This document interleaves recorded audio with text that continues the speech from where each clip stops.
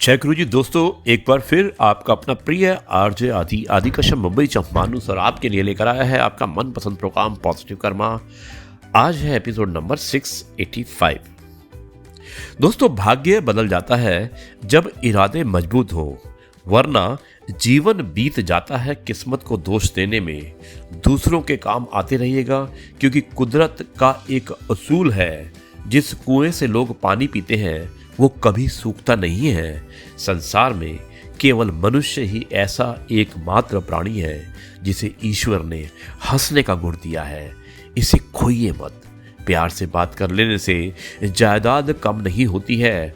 इंसान तो हर घर में पैदा होता है, बस इंसानियत कहीं कहीं जन्म लेती है। दोस्तों, अपनी इंसानियत को कभी खोने मत दीजिएगा। यही एक मैसेज है इस मैसेज के माध्यम से, इस कथन के माध्यम से। आरजे आदि कश्यप मुंबई चंपानुस। आरजे आदि विशेष कुछ अलग हो जाए, इसमें एक कहानी सुनाना चाहता हूँ और कहानी का शीर्षक है सच्चा साधु। भेजने वाले हैं विवेक वर्मा, सोफिया, बुल्गारिया से। धन्यवाद विवेक इस कहानी को भेजने के लिए। और मैं अब दर्शकों को, सुनने वालों को यह कहानी सुनाता हूँ। एक साधु को एक नाविक रोज इस पार से उस पार ले जाता था, बदले में कुछ भी नहीं लेता। वैसे भी साधु के पास पैसा कहाँ होता था।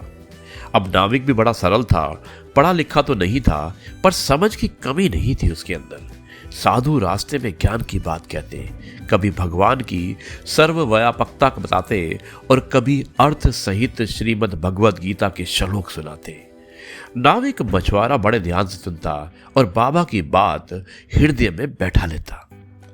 एक दिन उस पार उतरने पर साधु नाविक को कुटिया में ले गए और बोले, बस पहले मैं एक व्यापारी था, धन तो बहुत कमाया था, पर अपने परिवार को आपदा से नहीं बचा पाया।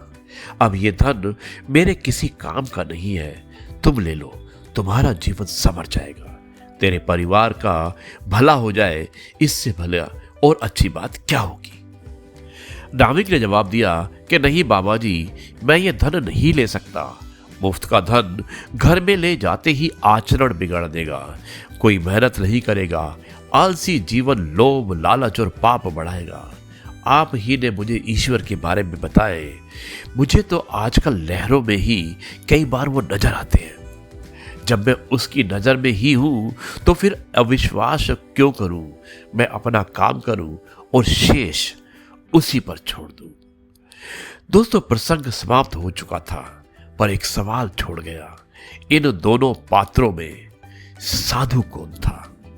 एक वो था जिसने दुख आया तो भगवा पहना, संन्यास लिया, धर्म ग्रंथों का अध्ययन किया, याद किया और समझाने लायक स्थिति में भी आ गया, फिर भी धन की ममता नहीं छोड़ पाया, सुपात्र की तलाश करता रहा। और दूसरी तरफ वो निर्धन गरीब नाविक, सुबह खा लिया तो शाम का पता नहीं, फिर भी पराये धन के प्रति कोई ललक, कोई लालच नहीं था। संसार में लिप्त रहकर भी निर्लिप्त रहना आ गया। भगवा नहीं पहना, संन्यास नहीं लिया, पर उसका ईश्वरीय सत्ता में विश्वास जम गया।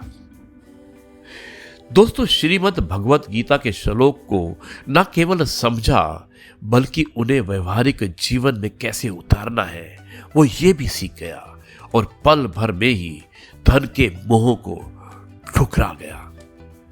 वास्तव में वैरागी कौन है? विचार कीजिए। दोस्तों, ये थी कहानी और मुझे उम्मीद है कि कहानी जिसका शीर्षक था सच्चा साधु आपको अवश्य पसंद आई होगी। अब मैं इस कार्यक्रम को यहीं पर समाप्त करता हूँ और कल आपसे एक बार फिर मुलाकात होगी कुछ नई बातों के साथ। तब तक के लिए नमस्कार, जय गुरु जी, शुक्राना।